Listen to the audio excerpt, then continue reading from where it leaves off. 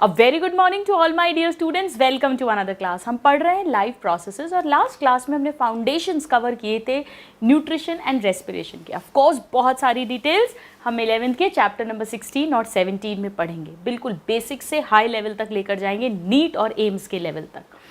आज हम स्टार्ट कर रहे हैं कुछ और लाइफ प्रोसेसेस जैसे ट्रांसपोर्टेशन। हमने बात की थी लास्ट चैप्टर में कि फूड है, ऑक्सीजन है, ये एक प्लेस के थ्रू हम लेते हैं। जैसे हमने लंग्स में ऑक्सीजन ली या हमने खाना मुंह से खाया, उसे एक एक सेल ऑफ द बॉडी तक पहुंचाना है और उसके लिए ज़रूरी है ट्रांसपोर्ट सिस्टम। जैसे अगर आपको एक शहर से दूसरे शहर जाना है तो आपको कोई ना कोई ट्रांसपोर्टेशन चाहिए, भले वो बस हो, कार हो, ट्रक हो, प्लेन हो, ट्रेन हो, कुछ भी हो। बस उसी तरह से हमारे बॉडी में भी होता है। अब अगर हम ह्यूमन बीइंग्स की बात करें स्टूडेंट्स, तो हमारे ट्रांसपोर्ट यानी सर्कुलेटरी सिस्टम को 3 पार्ट्स में डिवाइड करते हैं। ऑफ कोर्स ये सब कुछ हम पढ़ेंगे chapter number 18 of NCERT 11th।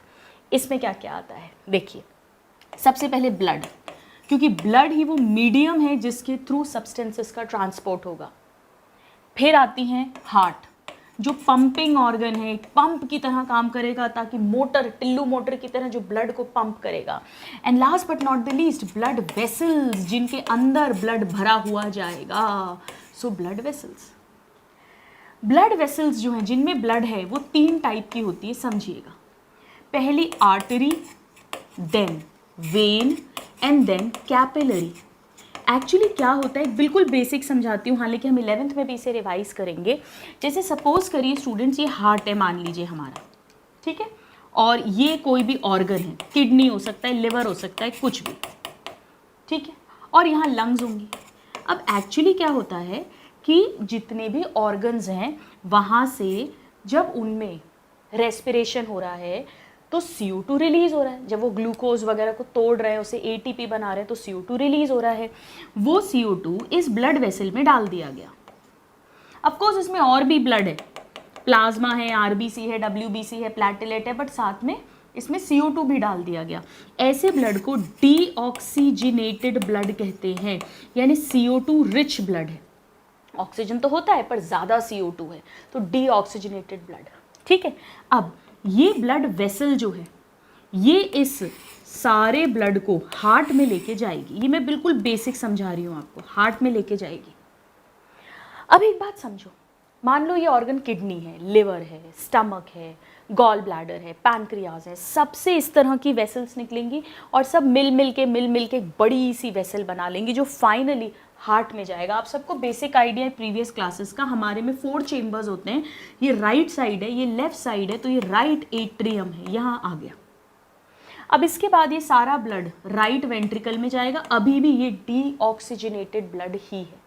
और अब यहाँ से फिर से एक वेसल निकलेगी, ब्लड वेसल, ये निकली, ठीक है। ये इस सारे ब्लड को लंग्स में लेके जाएगी, यानी लंग्स के पास कैसा ब्लड पहुंचा है, डीऑक्सीजनेटेड ब्लड। यही तो मैंने आपको लास्ट लेक्चर में कहा था कि ये vessels, blood vessels CO2 rich blood लेकर आ रही है। इधर लंग्स में एटमॉस्फेयर से इनहेल, कैसे इनहेल किया था, डायफ्राम फ्लैट किया था, रिब्स को लिफ्ट किया था, वॉल्यूम बढ़ाया था, प्रेशर कम किया था, एयर को अंदर खींचा था फ्रॉम एटमॉस्फेयर इनटू लंग्स। ये यहाँ एल्व्यूलाई में आ गया है। एल्व्यूलाई और इस वेसल के बीच में ब्लड का एक्सचेंज होगा, CO2 यहाँ ज़्यादा है, वो लंग्स में जाके और फिर एटमॉस्फेयर में चली जाएगी, और O2 जो एटमॉस्फेयर से लंग्स में आई है वो इस ब्लड में मिक्स हो गई। यानी अब जो ये ब्लड बाहर निकला, ये कैसा ब्लड है, इसमें मोर ऑक्सीजन है, यानी ये ऑक्सीजनेटेड ब्लड है। और अब ये सारा का सारा ब्लड दोनों लंग से, राइट लंग, लेफ्ट लंग, दोनों लंग से लेफ्ट एट्रियम में आ गया ऑक्सीजनेटेड ब्लड। अब ये लेफ्ट वेंट्रिकल में चला गया, वही सेम ऑक्सीजनेटेड ब्लड। और अब ये जो चेम्बर है, इसकी मसल जब कॉन्ट्रैक्ट करेगी तो ये फिर से एक एक ऑर्गन ऑफ द बॉडी तक पहुंचा दिया जाएगा। कैसा ब्लड, ऑक्सीजनेटेड ब्लड। यानी हमारे हार्ट में आप क्लियर कट देखो, राइट साइड में डीऑक्सीजनेटेड ब्लड ही एंटर होता है और वही एग्जिट होता है, और लेफ्ट साइड में ऑक्सीजनेटेड ब्लड एंटर होता है, ऑक्सीजनेटेड ही एग्जिट होता है। इसे डबल सर्कुलेशन कहते हैं। तो हमारा हार्ट जो है स्टूडेंट्स, वो 4 चेम्बर्ड हार्ट है, 4 चेम्बर्ड, जिसमें से 2 एट्रिया हैं, 2 वेंट्रिकल हैं और डबल सर्कुलेशन है, यानी ब्लड 2 टाइम्स एंटर कर रहा है, एक बार deoxygenated blood into right atrium, एक बार oxygenated blood into left atrium. ये बॉडी के ऑर्गन से आ रहा है, ये वाला लंग से आ रहा है, और 2 टाइम एग्जिट कर रहा है, एक बार डीऑक्सीजनेटेड ब्लड राइट वेंट्रिकल से लंग्स के लिए, एक बार ऑक्सीजनेटेड ब्लड लेफ्ट वेंट्रिकल से ऑर्गन्स के लिए। तो क्लियर कट डिमार्केशन है। राइट हार्ट में पूरा डीऑक्सीजनेटेड ब्लड है, चाहे एट्रियम हो चाहे वेंट्रिकल, और लेफ्ट साइड में ऑक्सीजनेटेड, ताकि इनकी मिक्सिंग ना हो, क्योंकि हम बहुत एक्टिव ऑर्गेनिजम्स हैं। बर्ड्स में, रेप्टाइल्स में भी जो क्रोकोडाइल्स हैं उनमें, बर्ड्स में, मैमल्स में, we need lot of energy, we need lot of oxygen, इसीलिए क्लियर कट डबल सर्कुलेशन है, ताकि सारा का सारा ऑक्सीजन ऑर्गन्स में आए। अब एक बात समझो, इन सबको तो वेन्स कहते हैं, बॉडी की वेन्स है, सिस्टेमिक वेन। जैसे अगर ये किडनी से लेके आ रही है तो रीनल वेन, लिवर से लाएगी तो हिपैटिक वेन, स्टमक से लाएगी तो गैस्ट्रिक वेन। नाउ इसे क्या कहते हैं? इसे कहते हैं स्टूडेंट्स पल्मोनरी आर्टरी, इसे कहते हैं पल्मोनरी वेन, और इसे कहते हैं बड़ी सी जो निकलती है अयोटा, और ये वेन हो गई, वेन। अब एक बात समझो आप, आर्टरी और वेन की डेफिनेशन क्या दें? स्टूडेंट्स नॉर्मली क्या सोचते हैं कि आर्टरी मतलब जिसमें ऑक्सीजनेटेड ब्लड भरा है, और वेन मतलब जिसमें डीऑक्सीजनेटेड ब्लड भरा है। ये एक बेसिक कंसेप्ट होता है जो गलत है। देखिए, यहाँ मैं इसे पल्मोनरी आर्टरी कह रही हूँ, पर इसमें डीऑक्सीजनेटेड ब्लड है, और यहाँ मैं इसे पल्मोनरी वेन कह रही हूँ, पर इसमें ऑक्सीजनेटेड ब्लड है। हाँ, ये ठीक है, वेन है डीऑक्सीजनेटेड, आर्टरी है ऑक्सीजनेटेड, पर यहाँ तो डेफिनेशन, परिभाषा उल्टी हो गई। फिर हम क्या परिभाषा निकालें? समझो, आर्टरी वो ब्लड वेसल है which takes the blood away from heart. जैसे ये अवे फ्रॉम हार्ट, जैसे ये अवे फ्रॉम हार्ट, भले ही ऑक्सीजनेटेड ब्लड है या डीऑक्सीजनेटेड ब्लड है, बट आर्टरी वो वेसल है जो हार्ट से दूर लेके जाएगी ब्लड को, चाहे हार्ट से लंग्स में ले जाने वाली आर्टरी हो, चाहे हार्ट से ऑर्गन्स में ले जाने वाली हो। और वेन वो ब्लड वेसल है which brings the blood towards heart, चाहे उसमें डीऑक्सीजनेटेड ब्लड भरा है, चाहे ऑक्सीजनेटेड ब्लड भरा है, चाहे लंग्स से हार्ट की तरफ आए, चाहे ऑर्गन से हार्ट की तरफ आए, पर हार्ट की तरफ लेकर आ रही है। इतना क्लियर हुआ?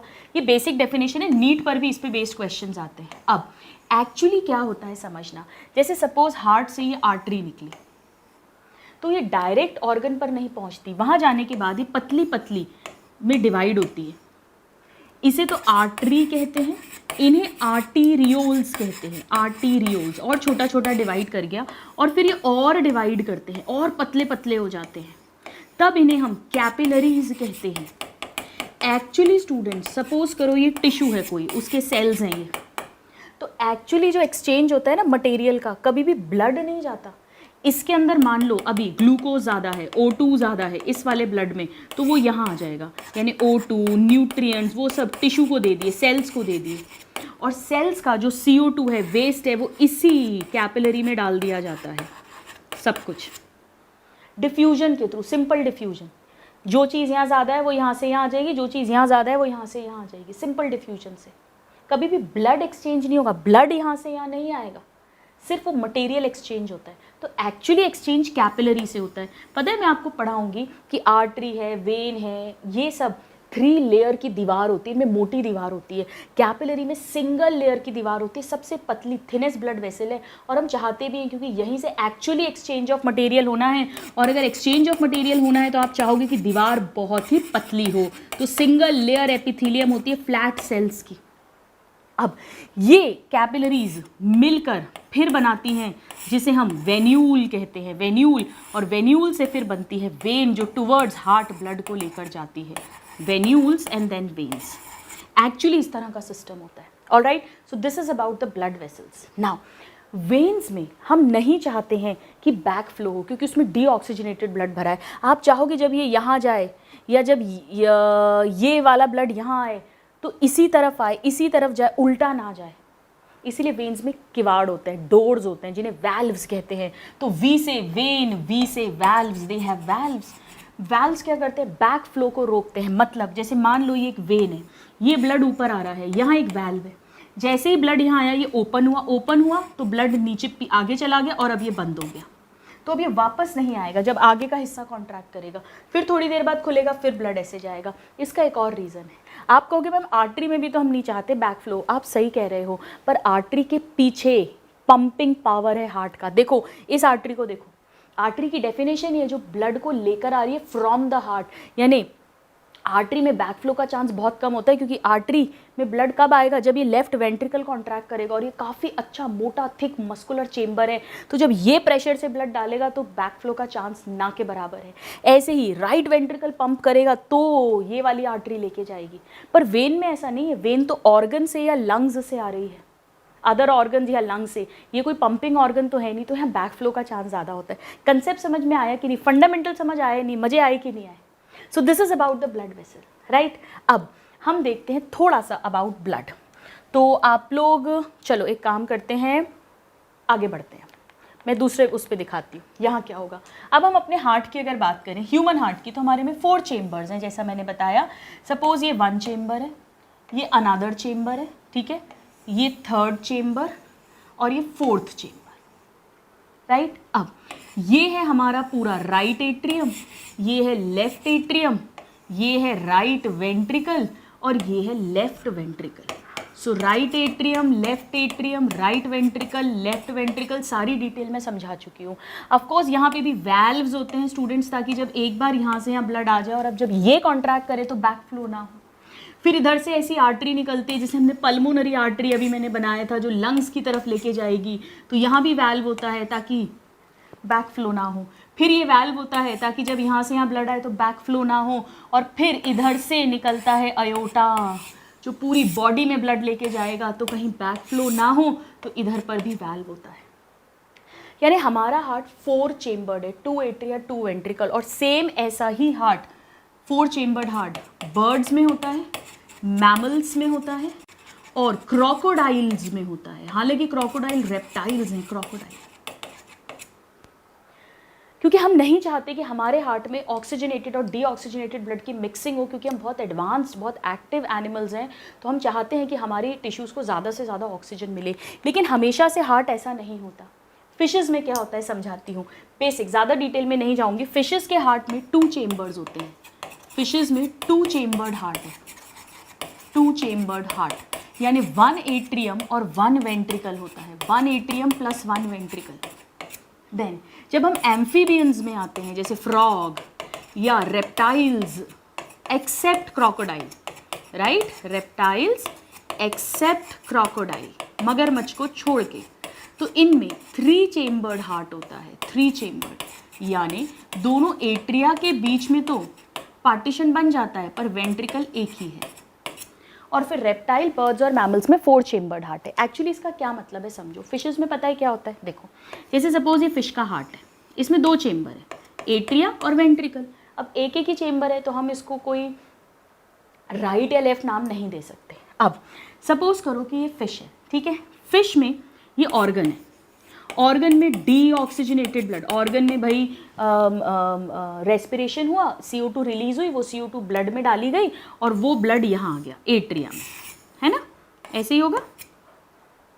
इसे हम वेन कहेंगे, तो ये वेन एट्रिया में ब्लड लेकर आई, यानी ब्लड में, एट्रिया में कैसा ब्लड एंटर कर रहा है, डीऑक्सीजनेटेड ब्लड।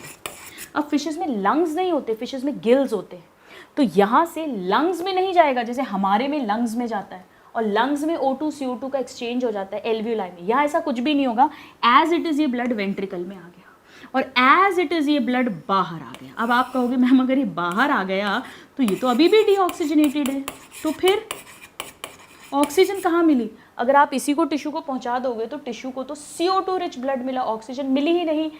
नहीं, ये जाएगा पहले गिल्स के पास। गिल्स इनमें रेस्पिरेटरी ऑर्गन है, यानी गिल्स जो है वो पानी में घुली हुई O2 ले लेता है। जब ब्लड इसके पास आया तो ब्लड में CO2 ज़्यादा है, O2 कम है। गिल्स के पास O2 ज़्यादा है, CO2 कम है, तो गिल्स अपना जो O2 है वो ब्लड को दे देगा और ब्लड का CO2 गिल्स पे आ जाएगा। इस CO2 को गिल्स फिर से पानी में डाल देगा और अब ये जो O2 रिच एयर है यानी ब्लड है, ऑक्सीजनेटेड ब्लड, वो ऑर्गन्स पे जाएगा और फिर ये कहानी चलती रहेगी।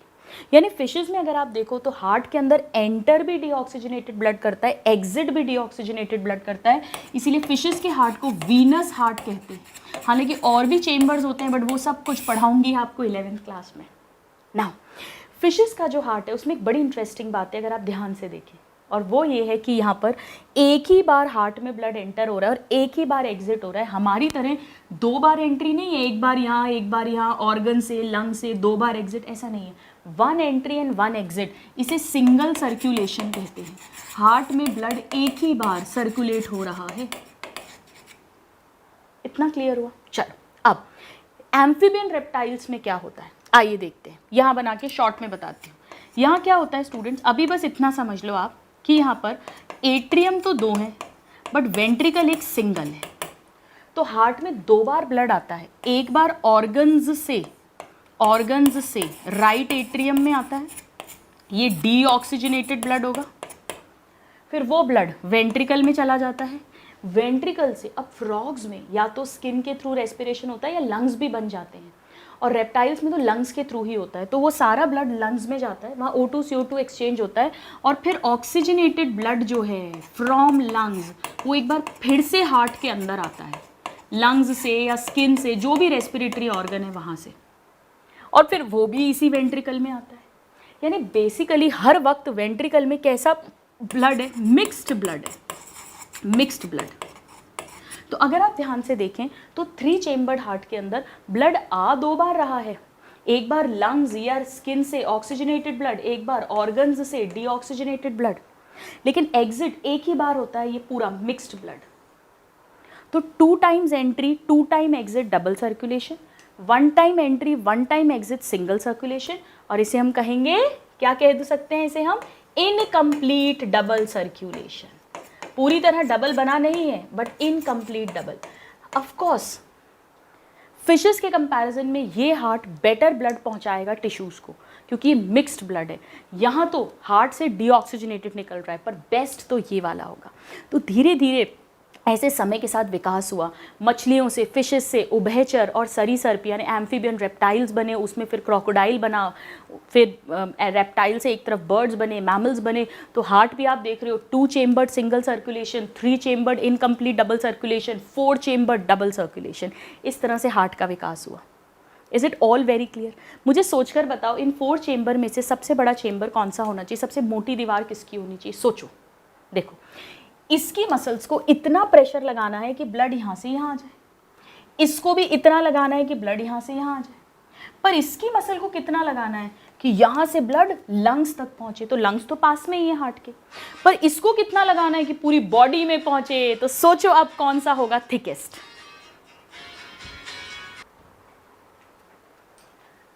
Sorry about that. सो सोचा आपने स्टूडेंट्स किसका थिकेस्ट वॉल होगी? ऑफ कोर्स जिसे सबसे दूर तक ब्लड पंप करना है, so left ventricle thickest wall होती। एक्चुअली कमरे की कैपेसिटी तो उतनी है, यानी चेम्बर तो सेम वॉल्यूम का होता है, क्योंकि जितना ब्लड इसमें आएगा वही यहाँ आएगा, वही लंग्स में जाएगा, वही यहाँ आएगा, वही यहाँ आएगा, लेकिन दीवार सबसे मोटी इसकी होती है, इसीलिए इसे सबसे बड़ा लार्जेस्ट चेम्बर मानते हैं। अब ये जो वेन थी स्टूडेंट्स, जो पूरी बॉडी से ब्लड लेकर आती है, इसे वेना कावा कहते हैं। Vena cava, vena cava. Actually पता है क्या होता है? 3 वेन्स होती है सबसे बड़ी। हार्ट के नीचे की जितनी भी बॉडी है, जितने भी ऑर्गन्स हैं, उन वो फाइनली जिस वेन में डालते हैं उसे इंफीरियर वेने केवा कहते हैं। हार्ट के ऊपर की जितनी भी बॉडी है वहाँ से डीऑक्सीजनेटेड ब्लड लेकर आते हैं, सुपीरियर वेने केवा। और एक वेन होती है जो हार्ट के खुद के सेल्स भी तो डीऑक्सीजनेटेड ब्लड प्रोड्यूस कर रहे हैं, वो लेकर आती है। अपन बात करेंगे। Is it all clear? तो चलिए आइए पहले हम इतना देख लेते हैं क्विकली। अब आप यहाँ पे अप्रिशिएट कर सकते हैं जो मैं ऑलरेडी सब समझा चुकी हूँ। ये venae cavae from upper part of the body, venae cavae from lower part of the body. सारा ब्लड आया राइट एट्रियम में, वहाँ से गया राइट वेंट्रिकल में, इधर है लेफ्ट वेंट्रिकल, इधर है लेफ्ट एट्रियम। राइट वेंट्रिकल से ब्लड जाएगा पल्मोनरी आर्टरी में, और इसके थ्रू ब्लड गया है लंग्स में। ये देखिए, ये दोनों लंग्स में जा रहा है, वहाँ पर ऑक्सीजनेशन होगा, वहाँ से फिर ऑक्सीजनेटेड ब्लड लेकर पल्मोनरी वेन आएगी लेफ्ट एट्रियम में, वहाँ से लेफ्ट वेंट्रिकल में, और लेफ्ट वेंट्रिकल से फिर ये सारा ब्लड जो है, ये आप देख रहे हो, अयोटा के थ्रू पूरी बॉडी में पहुँच जाएगा। Is it all clear?